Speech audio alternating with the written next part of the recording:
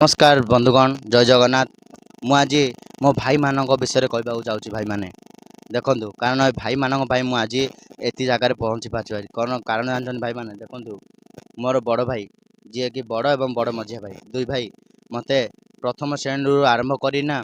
द्वादश श्रेणी पर्यंत मत पढ़ार साहय कर मोर जी अच्छा मोर सान मझिया भाई से मोर तृतीय नंबर भाई से द्वारा ही मुझे सबकि पाई कौन जान भाई मैंने मत जिते जहाँ दरकार पड़ी ना से मत भाई ना मो पाखे तो केबे मना करना ता क्षमता बल जहाँ जी सुविधा है मत पारी तो भाई मैंने मुझे गोटे कथा भिडियो कहवाक चाहूँगी एमतीका भाई सतरे